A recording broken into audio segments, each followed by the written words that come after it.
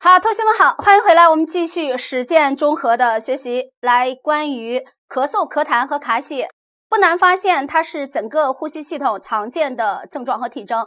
那么既然涉及到咳嗽、咳痰和卡血，尤其是在痰和血，它是不是属于液态的这种内容物？那么既然属于液态的，所以在临床中特别容易考试的一定是它的性状，所以希望同学们一定要把性状性的内容把它作为一个重点的学习。好，除此之外，还有就是关于咳嗽的一些音色，也是咱们在考试过程中容易出题的地方。好，我们先来看一下，第一个就是关于咳嗽。咳嗽的定义我们不需要记忆，它是一种防御反射性的动作，也就是说咳嗽它可以把一些分泌物、一些不好的东西咳出来，但是剧烈的咳嗽又会消耗我们人体的一些体能，所以对于咳嗽它是一把双刃剑。你看在临床中啊，一些老年人他的咳嗽能力相对来说会比较弱。那么比如说这个老年人他呼吸道里面有大量的一些分泌物，比如说有痰液，所以在临床中一般都不用一些强烈的镇咳剂，你像可待因啊，类似于这些，我们在临床中一般都不建议使用，因为你用强烈的镇咳剂会导致他的咳嗽能力减弱了，这个时候他的一些痰液是咳不出来的。所以对于这一块同学们大概了解一下就可以了。那么咳嗽按照它有没有痰液啊，一般分为干性咳嗽和湿性咳嗽，根据字面就可以理解，所以直接过。我们重点来看一下关于咳嗽的时间与规律。这个表格偶尔会有1到2个题目，那主要涉及在哪块呢？重要的是在发作性咳嗽这个地方容易出题。发作性咳嗽，好，我们一个个看啊。第一个是突发性的，也就是突然发生的。既然是突然发生的，最常见的你想吸入异物，那对于吸入异物在整个临床学科里面涉及到的考题，顾名思义最容易考到哪里呀？一定是儿科学里的，对吧？小儿出现的这种气管异物特别容易在我们整个考题中出现的。那么除此之外，还有肿瘤压迫或者是支气管分叉处的这些疾病引起。好，再一个就是发作性咳嗽。发作性咳嗽，比如说百日咳，还有咱们提到的以咳嗽为主要症状的支气管哮喘，这个地方是一个难点。我打3颗星。很多同学一看，老师支气管哮喘，它不是发作性伴有哮鸣音的呼气性呼吸困难吗？那么为什么是以发作性的咳嗽为主要的？这一点我要给同学们提一个名词，叫做咳嗽变异型哮喘，叫咳嗽变异型哮喘。大家看，它是个哮喘，但是它发生了变异。怎样的变异呢？仅以咳嗽为主要表现的这种发作性的咳嗽变异型哮喘。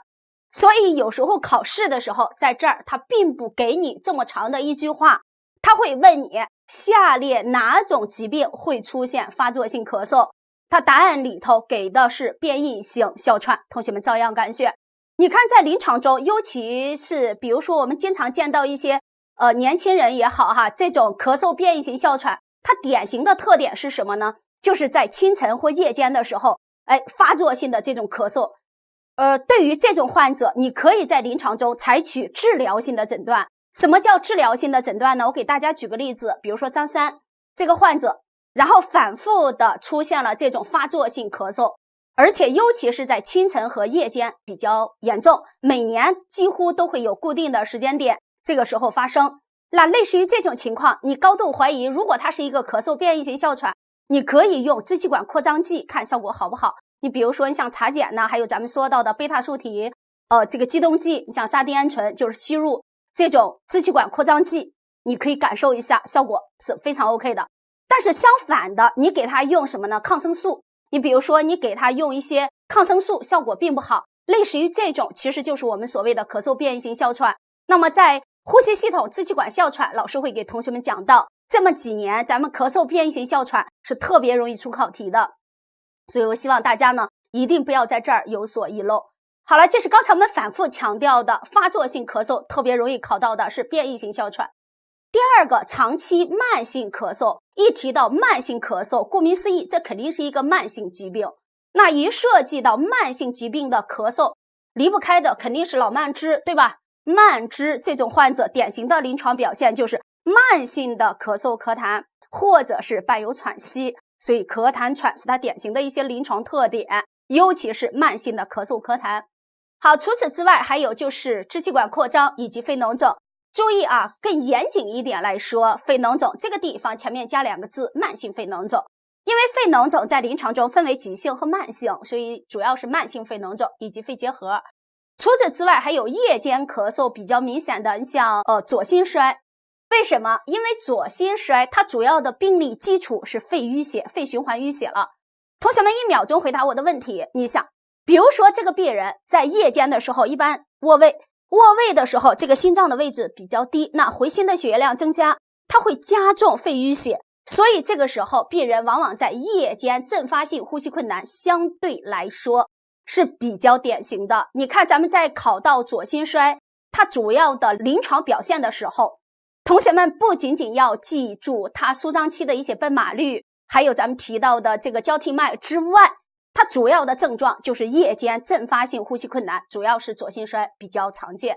好了，这是刚才我们在咳嗽的时间和音色里面特别容易涉及到的2个，一个就是发作性咳嗽，容易考到变异型哮喘，再一个就是夜间阵发性咳嗽，呼吸困难比较重的，你像左心衰。好，这是第2个考试要点。我们再来看第3个咳嗽的音色。我刚刚在前面给同学们说过，咳嗽的音色向来是容易出考题的地方，所以我打3颗星。那么这个地方考题呢，它可以在咱们实践综合里考察，也可以放在具体疾病里面考试。所以同学们跟着我一起看，第一个就是声音嘶哑。一提到声音嘶哑，顾名思义，你想到声带的一些问题，或者是跟喉返神经受累有一定关系，对不对？好了，尤其是肿瘤压迫喉返神经这个地方是多次考到，它往往在哪里考？你看，肿瘤压迫了喉返神经，一般这个地方考的就是呼吸系统疾病里的支气管肺癌，就是肺癌考试比较多。你比如说原发性的这种支气管肺癌的患者，当肿瘤长大的时候，它就会压迫这个喉返神经，导致患者出现了声音嘶哑，所以它考试呢容易逆向考察。所谓的逆向考察，尤其是你在学习支气管肺癌的时候，每一年都会考到它的临床表现。第一个就是肿瘤局部的这种表现，第2种就是肿瘤长大了胸内的这种扩展，或者说压迫性的临床表现，往往是咱们考试考的特别多的。当然它的难点是肺外表现嘛，对吧？好，对于这一块，他经常用逆向的这种思维方式来出题。你比如说，他说某某病人是一个原发性支气管肺癌的患者，他说现在出现了声音嘶哑，请问肿瘤压迫了哪里？是不是就喉返神经？或者说他说这个病人出现了颈静脉怒张，请问肿瘤怎样？是不是压迫了上腔静脉，引起上腔静脉回流输注，类似于这种。或者是他说现在这个病人出现了什么，很多都是类似于这种。他说现在这个病人出现了什么胸水啦，提示什么问题，类似于这种，都是每年必考的点。好了，这是刚才我们提到了声音嘶哑，重点给我记住，支气管肺癌就是这个肿瘤压迫了喉返神经，在原发性支气管肺癌里面特别容易考到。好了，再一个就是鸡鸣一样的咳嗽，多见于百日咳，同学们这个很好记。好，再一个就是金属调的咳嗽，常见于中国肿瘤，还有主动脉瘤或者是支气管癌直接压迫气管导致。实际上同学们都知道，当肿瘤长大，它直接压迫了这个气道的时候，你想一下，这个气道一旦受压以后，它是不是就变窄？当气流通过很窄的这个气管的时候呢，它就会出现这种高调的金属音。所以金属调的咳嗽多见于肿瘤。假如考试的时候他把它改为原发性支气管肺癌，照样敢选啊。好了，这是刚才我们说到的它咳嗽主要的一个音色。我们再来看第2个，就是关于痰的问题。我刚才反复强调了，在前面它是属于液态的这种液体的一些常见的症状学。那么咱们在整个临床中，只要提到了液体的这种相关的一些症状学或体征学的内容，同学们务必要抓住性状。所谓的性状就是什么什么样的痰，或者是什么什么样的一种液体见于什么什么样的一个人，往往就好考这种方式。你比如说咱们常常提到的性状，你像铁锈色痰、砖红色胶冻状痰，还有咱们提到的黄绿色浓痰，类似于这种考得一塌糊涂。说白了，几乎每年都会有考题。所以我希望同学们，我还是那句话，这个地方在实践综合里可以直接出题，也可以放在具体疾病里考察。好，我们先来看第一个，就是铁锈色痰，常见于肺炎链球菌肺炎，这是非常容易出到的，当然非常简单。由于时间的关系，我不再去解释。总而言之，铁锈色痰是肺炎链球菌肺炎非常具有诊断意义的痰的特征。好，再一个就是砖红色胶冻状痰，多见于肺炎克利伯杆菌肺炎。实际上，一提到肺炎，同学们想一下，咱们在呼吸系统、肺部炎症的这种考试题中，那么痰的性状是鉴别不同肺炎非常非常重要的一个线索。除此之外，我们肯定要进行相应的影像学检查。你比如说拍胸片呢，必要的时候做 CT， 对吧？胸部的一个 CT， 在必要的时候我们给它进行相应的病原学检查。那么这是整个临床的诊断思维。但是我还是那句话，属于基本功的，要求所有的同学务必在最短的时间内把它秒杀。你比如说咱们提到了砖红色胶冻状痰，就是克利伯杆菌肺炎。那么肺炎克利伯杆菌它有一个特点，它呢导致这个病人的痰液相对来说会比较粘稠，所以它会表现像果冻一样胶冻状。如果它累积到这个血管的时候，它会导致出血，所以它表现是砖红色的这种胶冻状痰。所以砖红色胶冻状痰多见于肺炎克利伯杆菌肺炎。那么同学们一定要有一个点发散到一大片，你要了解痰的这种性状之外，你还要了解它的 X 线在临床中有所不同。你比如说肺炎链球菌肺炎肯定是大叶识别影像，对不对？而砖红色胶冻状痰这种肺炎克利伯杆菌肺炎的 X 性影像，你仔细想想，这个痰特别稠，像果冻似的，它是不是把整个肺往下拉，就是咱的这个肺泡啊，肺的整个十字间质往下拉，它会形成什么呀？蜂窝状的这种脓肿，或者说夜间隙下坠。夜间隙下坠，你看这都是它的提点，考试的时候特别重要。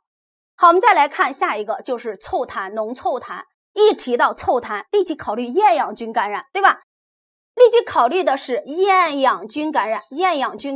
那么提到了厌氧菌，常常提到的一个病就是肺脓肿。有的同学提到了肺脓肿，这个地方一定要注意吸入性肺脓肿啊，因为肺脓肿它分为吸入性、血源性和混合性的一些肺脓肿。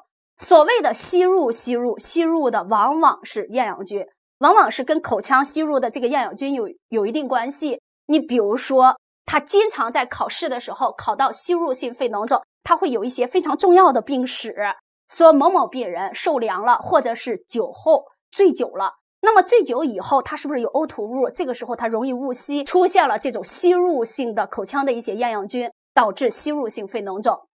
那么还有一种就是血源性肺脓肿，顾名思义，这个细菌沿着血液进行相应播散。你像这种血源性肺脓肿，它一般不会有臭痰，它可以有浓痰，一般它不会有臭痰。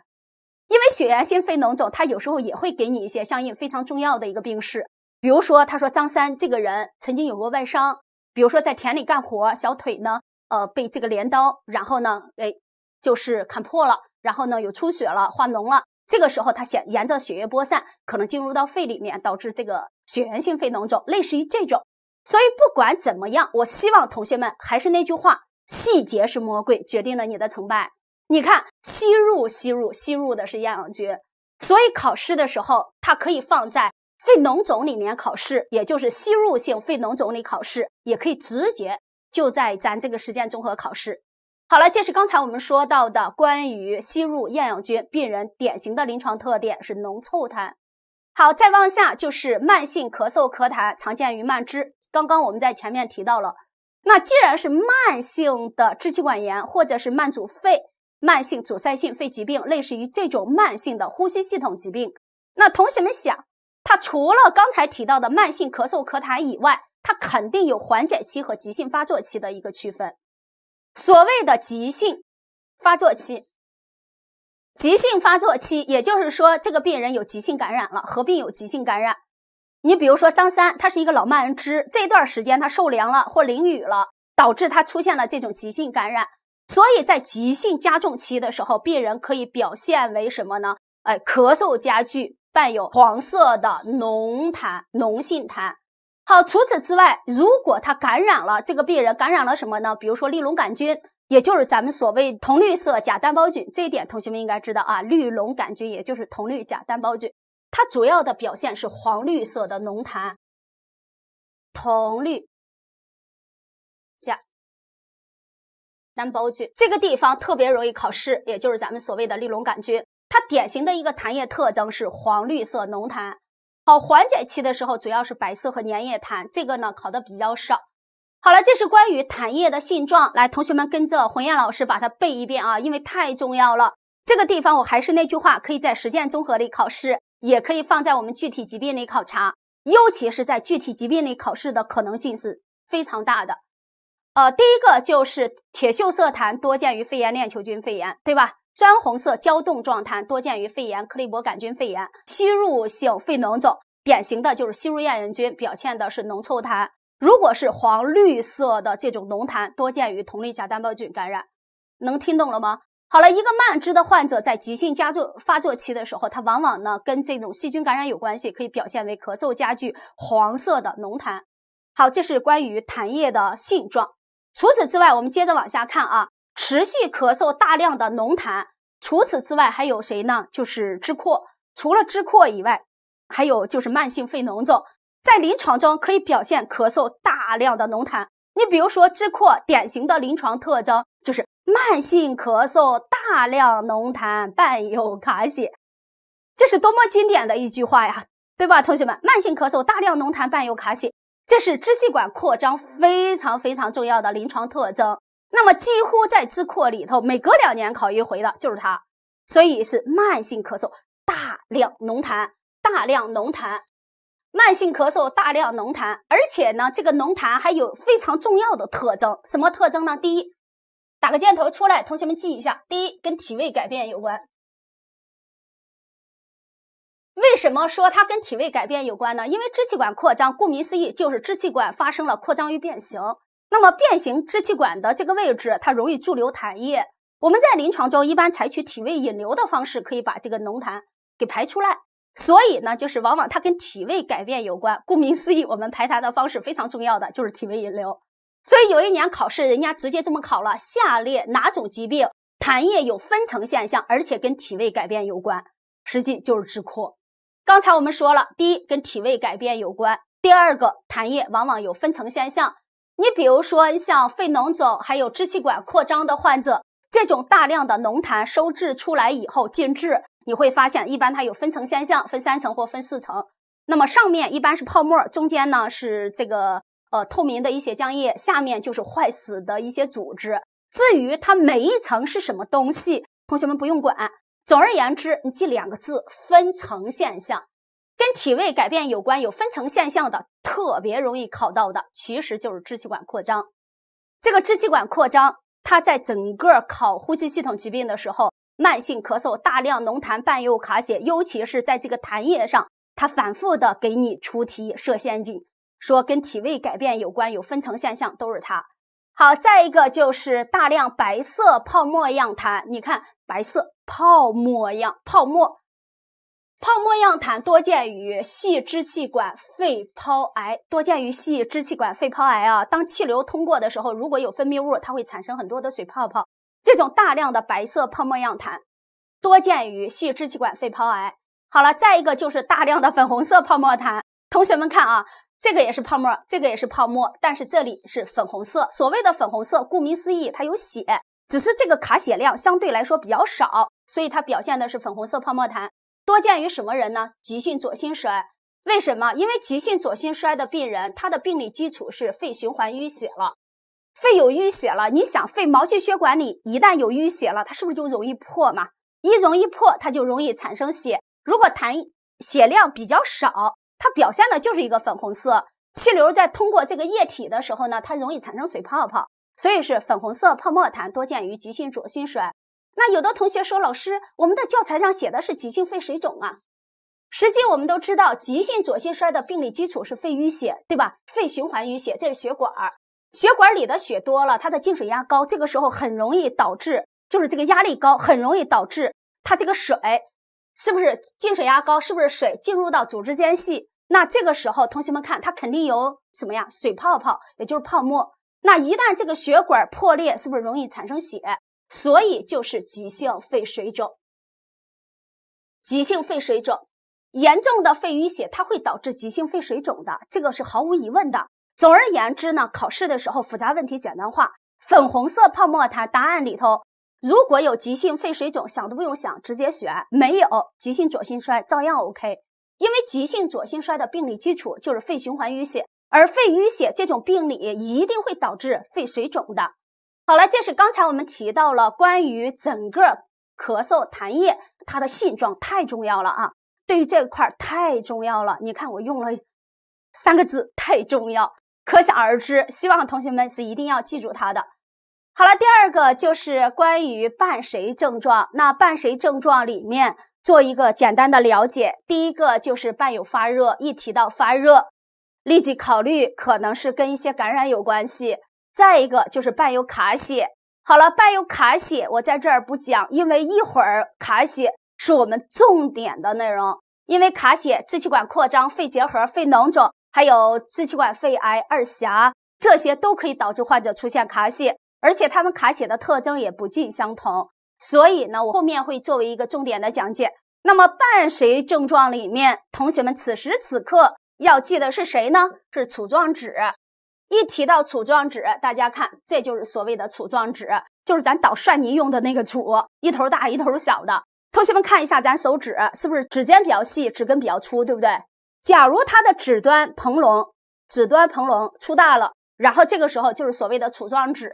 那么杵状指打个箭头出来，记一句话，咱们教材没有，但是这句话容易考。它是由于长期指端慢性缺氧导致的，它是指端长期慢性缺氧导致的，指端长期慢性缺氧导致这种杵状指，所以它见于一类病，好几种病，它绝对不是一个病啊，多见于支气管扩张、慢性肺脓肿。注意啊，慢性，这就是细节。假如考试的时候我把这个肺脓肿改为急性是不对的，因为刚才说了它是长期慢性缺氧导致。再一个就是支气管肺癌、脓胸、严重二尖瓣狭窄、长期慢性缺氧也可以导致指端出现这种杵状指。而考杵状指考的比较多的是谁呢？支气管扩张。好，这是刚刚我们讲到的杵状指。来，同学们静下心来跟我一起理顺一下思路。也就是说，考杵状指的时候，这是一种考法，他直接问你下列哪种疾病可出现杵状指，随便给你一个，支气管扩张、慢性肺脓肿、支气管肺癌等等，是不是随便给你一个，一切 OK， 对不对？好，假如反过来考，他就考支气管扩张最具有，你看啊，这是第二种考法。他说支气管扩张最具有诊断意义的体征，他给杵状指对还是不对？此时此刻不对。也就是说，杵状指可以见于支气管扩张，但是它不是支气管扩张所特有的表现，明白了吗？那么支气管扩张最具有诊断意义的体征，一定是局限而固定的什么呀？施罗因，局限而固定的施罗因。所以在支气管扩张，老师会给同学们讲到这个地方多次出过考题，很多同学会选了杵状指是错误的啊。我再说一遍，支气管扩张最具有诊断意义的体征是局限而固定的施罗因，而不是杵状指。你只能说杵状指见于支扩，它不是支扩所特有的表现。好，这是刚才伴谁症状里面这个地方和这个地方容易出陷阱。既然是陷阱，同学们一定要避开这个雷区。好，我们再来看第三个，就是辅助检查。咳嗽、咳痰辅助检查，那既然是呼吸系统常见的症状和体征，那一定少不了胸部的 X 线片。必要的时候有感染的时候，肯定要考虑病原微生物的一个检查，也就病原学检查。病原学检查，当然了，不同的病原感染，你会采取不同的病原学检查。因此呢，我来普及一下同学们的一些常识性问题，比如说细菌，比如说肺炎链球菌，对吧？肺炎链球菌肺炎、克雷伯杆菌肺炎，对吧？类似于金黄色葡萄球菌肺炎，这是不是都是细菌感染的？有金黄色葡萄球菌、金葡菌，还有克雷伯杆菌，还有咱们所谓的肺炎链球菌，是不是就是细菌？细菌一般我们在临床中做培养加药敏，做培养加药物的敏感试验啊，主要做培养。有的同学说，老师到底是做痰培还是做血培？做痰培还是血培？你发现了吗？痰也好，血也好，这只是一个标本。总而言之，你要看它的细菌哪里多，我们就做什么。如果在血液里面，那就是血培加药敏；如果是痰液里头，那就痰培加药敏。这一块没有说一定性的，能听懂了吧？好了，这是刚才我们说到的细菌。那如果它是支原体，同学们看，支原体没法做培养，对不对？我们在临床中可以采取很多的一些个检查。那支原体呢，实际上病原学检查效果并不好。我们大多数采取的是什么呢？支原体肺炎可以通过一些影像。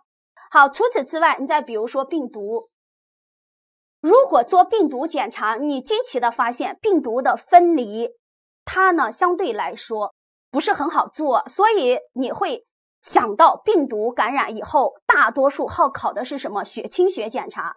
血清学检查查什么？不是查病原，就是不是找到这个病原微生物，而是查这个病原微生物感染之后它产生的相应抗体。所以血清学检查你会发现病毒感染，你比如说病毒性肺炎，同学们惊奇的发现考题中一般它会告诉你这个病人有什么什么抗体阳性，类似于这种考试。总而言之，我希望所有的同学对于病原学检查其实就是一句话，找到你，发现你，诊断你，就是这个意思。找到你是谁，就是病原，不管是细菌、支原体还是一些病毒，类似于这种病原学检查。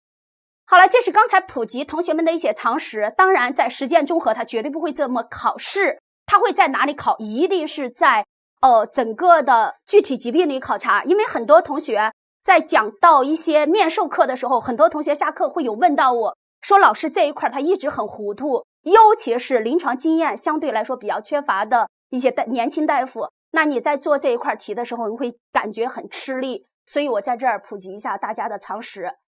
好，我们再来看第三个，就是关于卡血。同学们看，既然是血是不是液体的？所以只要是液体的，除了性状就是量是必记的。你看咱们整个临床的基本功啊，基本功问题我反复强调了，只要涉及数据，这些量是必记的。什么尿量、卡血的量、痰量等等，涉及到量，你比如说泌尿系里的涉及到的什么血尿啦、蛋白尿，全部都是数据，都是量。这就是属于医学的基本功，医学的基本功量是必须要记的。好，首先我们一起来看一下关于卡血的量，分为少量、中等量和大量。为什么要记呢？是因为不同的卡血的量在临床中的处理原则是不同的。少量和中等量的卡血有时候一般不需要特殊处理，咱们人体具有自身的这种止血和凝血的一些能力嘛，对吧？所以一般不需要处理。如果要用，一般我们可以用一些止血醚啊，类似于这种相对来说比较弱一点的止血药。那假如它是个大卡血，我们在临床中很多时候要考虑选用垂体后叶素，也就是咱们所谓的血管加压素或精氨加压素，类似于这种。所以同学们看，先来一步步来，一会儿我再来说第二种考试法则。第一个记量，大家跟着我一起记量。少量卡血指的是24小时的这个卡血量小于多少？小于100，对吧？中等量是100到500，单位不要记啊，毫升嘛，24小时就是1天1夜的，这种就是1天嘛，一天。中等量卡血是100到500。注意，大卡血是常考的，大卡血指的是24小时卡血量大于500，或者是一次性卡血量超过300，这个地方不要记错了。一次性卡血超过300，你看有一年考试他这么设计，说某某病人女28岁，是一个肺结核的患者，于2小时前突然卡血，鲜红色的血液量约为350毫升。请问该患者是什么卡血？是不是属于大卡血？紧接着第二问，他说请问该患者28岁，没有其他的任何病史，血压也不高，也没有冠心病史，也没有什么脑血管病史。他说该患者首选的止血药物是谁？就是垂体后叶素。所以同学们由大卡血这个地方想到一个药叫垂体后叶素。垂体后叶素，垂体后叶素呢，它这种药呢里面含有什么呀？血管加压素和松固素。血管加压素和什么呢？松固素。同学们看一下啊，既然它含有这种成分，那我想请问你，比如说这个病人血压很高，或者是有冠心病，或者是这个病人有脑梗死，类似于这种，是不是就禁用的，对吧？你比如说脑梗的患者，他的血管脑血管本来就很窄，都堵了，这个时候你再导致血管加压，那这个时候你想血管一收缩一加压，是不是会导致他血流更不通畅？所以脑梗死面可能会更大，或者是诱发了。那除此之外，高血压的患者、冠心病的患者，是不是一切都不可以用的？了解一下，这个地方容易考到。好，除此之外，你再考虑到缩宫就是也叫催产素嘛。那比如说现在这个女性她妊娠期的时候，你用这个药，没有到产期的时候用这个药，是不是容易导致胎儿怎么样早产？所以类似于这种，它经常会鸟在什么呢？具体的药物或者是具体疾病里考试，你不经意中可能就错过了一个题目。好了，这是刚才我们由这个量而引发了垂体后叶素，有垂体后叶素来了解考题它是如何设计的。好了，这是刚才我们提到了关于量，来，所有的同学跟着红颜老师把它背一遍。我们看啊，少量的卡血指的是小于100，中等量的是100到500，大量的是大于500，或者是一次性大于300，称为大量。那么大卡血没有特殊禁忌症的情况下，一般我们可以用垂体后叶素，首选垂体后叶素。那么垂体后叶素里面有血管加压素和松宫素，所以同学们要避开妊娠期、高血压、冠心病，还有就是脑梗啊，类似于这种患者。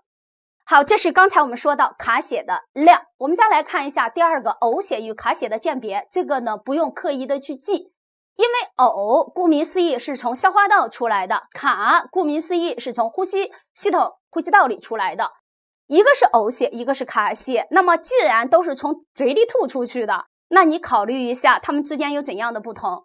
如果是从呼吸道里出去的，它往往颜色相对来说比较鲜红，而且呢混有什么呀？痰液或者是泡沫，因为气流有通过的时候会把这个液体给它吹成小泡泡了，所以它会有泡沫。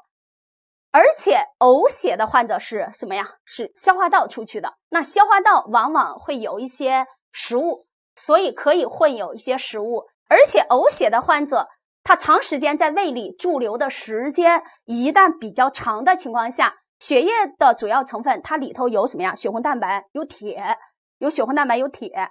那么有铁，胃酸就会把这个铁变成正铁血红蛋白，它会呈现咖啡色。所以咱们在临床中呕血一般好给你的就是呕吐咖啡色的胃内容物。在哪里出考题？同学们都知道啊，一般都是在消化性溃疡常见的并发症，上消化道出血里头容易考到。好了，这是刚才我们说到呕血与卡血的鉴别，因为它并不难，所以同学们呢大概了解，一般也不会在这个地方单独出考题。你主要考虑上消化道出血病人典型的一个临床特点，就是呕吐咖啡色的胃内容物。好，我们再来看第三个，就是病因。引起卡血的病因要求所有的同学都记。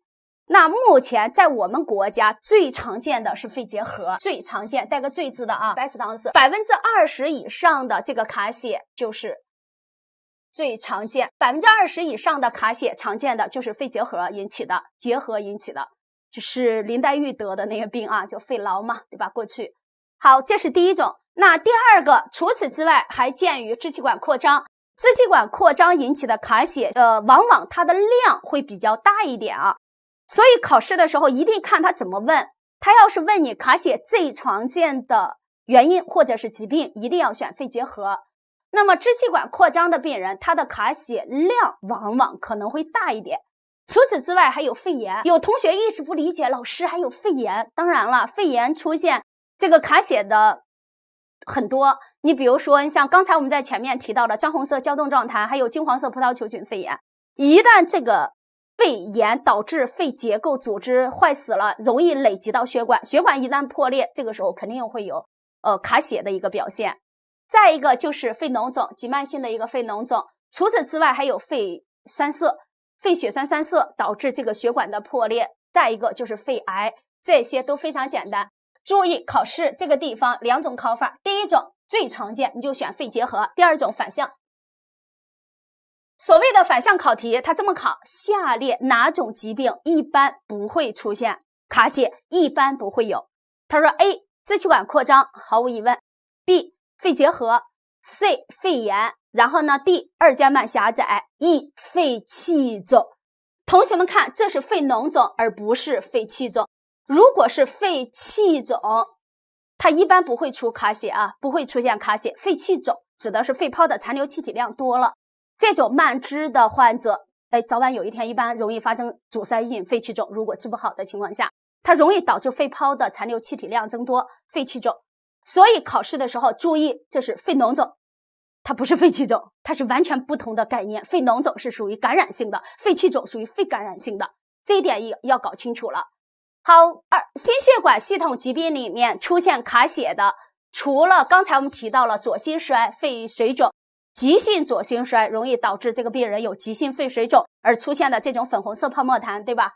还有二尖瓣狭窄，二尖瓣狭窄什么原因引起的？我不再强调了，因为二尖瓣狭窄，这个小心脏，这是二尖瓣，一旦狭窄以后，它会导致这个病人左心房淤血，然后导致肺有淤血，所以最终肯定会出现肺动脉高压，从而这个病人可以出现卡血的一个表现。好，这是一个题外话啊，总而言之，你能记住是最 OK 的。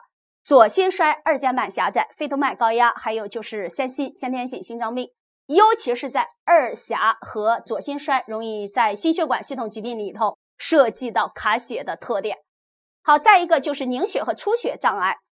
凝血出血的障碍，这个我就不再解释了。你比如说特发性血小板减少性紫癜的这种患者，还有传染性疾病，你比如说肾综合征出血热的患者，对吧？好，除此之外呢，对于这一块重点病因学里头一定要掌握的是呼吸系统和心血管系统常见的哪些疾病。注意，肺脓肿跟肺气肿完全的不同概念。好，我们再来看第4个关于卡血它主要的临床特点，这个大家了解。比如说卡血的颜色、性状，痰中带血的有哪些？粉红色泡沫痰见于哪些？支气管扩张往往卡血量相对来说会比较大，所以临床特点从来不会在这儿单独的去出这种考题，所以同学们呢可以做一个简单的了解。好了，开始进入到整个临床诊断学的辅助检查，因为辅助检查对很多同学来说是非常吃力的，学习的时候，所以呢我尽可能给你讲的通俗易懂一点啊。好了，第一个检查血小板的计数和出凝血功能，如果它是一个出血性疾病啊，就是比如说特发性血小板减少性紫癜，我们在临床中肯定要查血小板的计数和凝血功能的一个检测，实验室检查。这些呢，同学们呢，往往在血液系统疾病概述部分容易考到。好，我们再来看第2个支扩，支气管扩张。你怎么知道支气管扩张？在过去的时候呢，我们一般做的是支气管点油造影，后来发现支气管点油造影的副作用相对来说会比较大，所以近几年来用高分辨率的 CT， 也就是 HRCT。这个地方多次考过，从2015年之后，这个地方都开始频繁出题。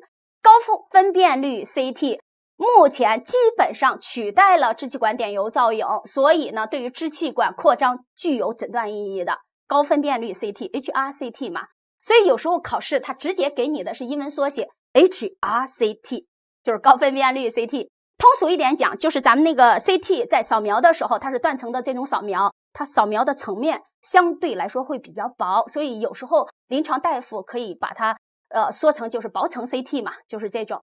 好了，这是刚才我们说到的高分辨率 CT HRCT。再一个，我们就来看肺栓塞。肺栓塞我在前面也提到了，你怎么知道这个肺血管里头栓塞了？是不是肯定要做造影？因为一旦有栓塞了，这个造影它是不充盈的。你比如说这个地方堵了，那造影一旦通过这个血管的时候，它就过不去，你在影像下可以发现这一段它是什么呀？充盈缺损的，它是缺损的，就是造影剂没有通过的这个情况。所以动脉造影。那么除此之外，我们肯定要在影像学来做支撑，所以是 CT 肺动脉造影。同学们一定要记它的英文词汇 CTPA， 因为这几年尤其是咱职业医考试的时候，你想 HRCT、CTPA 临床就是这么教的，能用英文它不用汉语，所以希望大家要了解英文在整个医学考试过程中的这种简写它的一个重要性。好，高分辨率 CT、HRCT 还有 CT 肺动脉造影。那假如这个病人有支气管动脉的一个畸形，支气管动脉畸形肯定要用支气管动脉的一个造影，因为你找到了这个区域，因为做造影是最容易找到它这个位置的。好了，一看这个地方有支气管动脉有畸形了，怎么办？我们可以给它相应的做栓塞性治疗，就是把它干什么呀？结扎了一样的，就是不让它再出血了，所以做栓塞性治疗，从而可以达到止血的一个目的。好了，少量和中等量的卡血，如果它是在气管与主支气管或者是这个气管直径相对来说比较大一点、粗一点的时候，我们可以选择支气管镜。支气管镜空腔脏器做内镜，它虽然空腔脏器做内镜啊，但是它并不万能。为什么？我想请问你，支气管它可不可以有很细的嘛？你比如说直径小于2个毫米的超级细的，这个时候你支气管镜这个都下不去，看不见的。所以呢，它往往对于这种气道相对来说比较粗的这个地方的一个定位诊断，卡血的定位诊断效果非常 OK， 但是前提是支气管的这个直径足以支撑它要用支气管镜能看得见的。好了，这是刚才我们说到辅助检查里，来辅助检查，所有的同学跟着我一起背3个点就够了。第一个，支气管扩张选择高分辨率的 CT、HRCT。第二个，肺栓塞选用 CTPA、CT 肺动脉造影。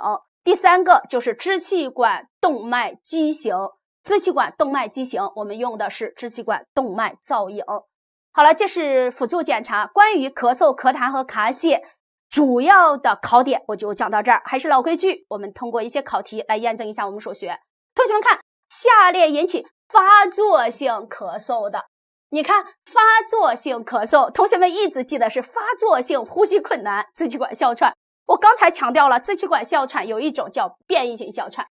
为什么说它变异了呢？因为这种病人仅以咳嗽为主要表现，而且也是一个发作性的咳嗽，尤其是在清晨和夜间也比较重，而且还可以自行缓解，典型的一个哮喘特征。抗生素无效，糖皮质激素有效，支气管扩张剂有效的，这就是所谓的变异性哮喘。能听懂了吗？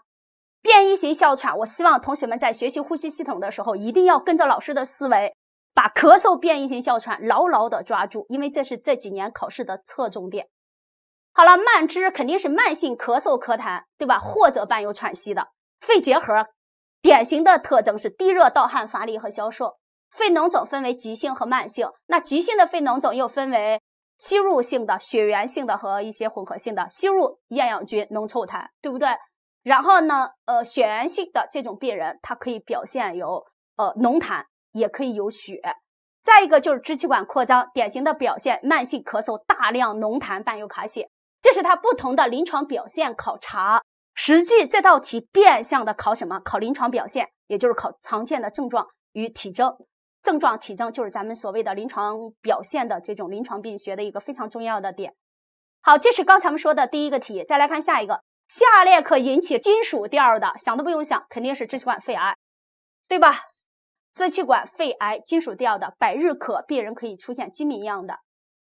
好，我们再看慢性咳嗽、大量脓痰，这是刚才我反复强调的，是谁呀？有同学说慢性咳嗽、大量脓痰伴有卡血，老师是支气管扩张，可是没有，那是谁？你看慢性的咳嗽、大量的脓痰，是不是就肺脓肿？实际这个题并不严谨，它在前面最准确的是应该加慢性，加慢性2个字更准确一点，对吧？所以是慢性肺脓肿。肺结核的病人也可以有咳痰，但是它主要以卡血为主要的表现形式，所以慢性肺脓肿。我把这个慢性肺脓肿改为支气管扩张，可能所有的同学都会选。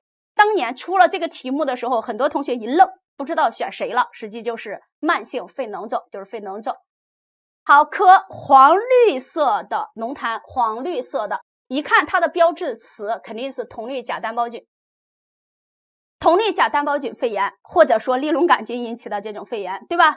因为支原体肺炎病人一般呢，痰液没有特殊的特征，它往往表现的是刺激性咳嗽，因为支原体往往在哪里呢？在肺间质搞破坏，所以这个时候它容易表现刺激性咳嗽。二尖瓣狭窄的病人，他往往咳嗽的是血痰，而且呢，这个卡血量相对来说比较大。大叶性肺炎，它表现的一个特征，痰液的特点是铁锈色样痰。肺梗死的这种患者，你想肺出现了梗死、栓塞，肯定也有血痰了。所以黄绿色的铜绿假单胞菌不同痰液，它的一个性状是非常容易出考题的。好，我们再看下一个，每天卡血量为多少属于大量卡血？这是不是就是一傻子题嘛？你记得住就1分，记不住没分。所以对于这一块，大量卡血指的是24小时卡血量，它说的是每天，所以是24小时卡血量大于500，或者是一次性卡血量大于300。注意它的定义不同。好了，关于咳嗽、咳痰和卡血，我就讲到这儿。还是老规矩，给红艳老师1分钟时间，我帮助同学们理顺一下我们本节课讲解的重点和需要你记忆的内容。第一个，咳嗽，同学们一定要记住咳嗽的音色。咳嗽的音色，比如说这个病人出现了声音嘶哑，你考虑的支气管肺癌压迫了一些喉返神经，类似于这种特别容易考试。再一个，金属调的支气管肺癌压迫，直接压迫了气道，导致这个气道很窄了，出现金属调的。再比如说百日咳的这种鸡鸣样的这种咳嗽，咳嗽的音色特别容易考到。好了，第二个，痰也好，血也好，同学们一定要注意它的性状。好，所谓的性状，尤其是痰，比如说铁锈色痰多见于肺炎链球菌肺炎，对吧？砖红色胶冻状痰多见于肺炎克雷伯杆菌肺炎。还有咱们提到的脓血痰多见于金黄色葡萄球菌肺炎，这是关于肺部炎症。那么支气管扩张，它典型的特点就是慢性的咳嗽，大量的浓痰伴有卡血。好了，除了大量浓痰之外，你要了解它这个浓痰的特征。如果有恶臭味，往往合并厌氧菌感染，对吧？好，如果这个痰液呢有分层现象，你就考虑支气管扩张和慢性肺脓肿，对吧？有分层现象。如果考虑到与体位改变有关的，考虑支气管扩张。所以支气管扩张在具体疾病里面反复的跟这个痰过不去了，它就跟痰过不去，经常考到。所以希望同学们在学习支气管扩张的时候，一定要把这个痰液特征反复强化，没有什么技巧，反复强化记忆。好，这是刚才我们说到关于痰和血，那么血它的量的问题我不再强调了。好，这是关于咳嗽、咳痰和卡血。那第三个就是辅助检查。实际辅助检查它并不是说某种辅助检查能一劳永逸，但是它往往都会有一个带缀字的，也就是在临床中往往具有诊断意义或者是确诊意义的一些辅助检查。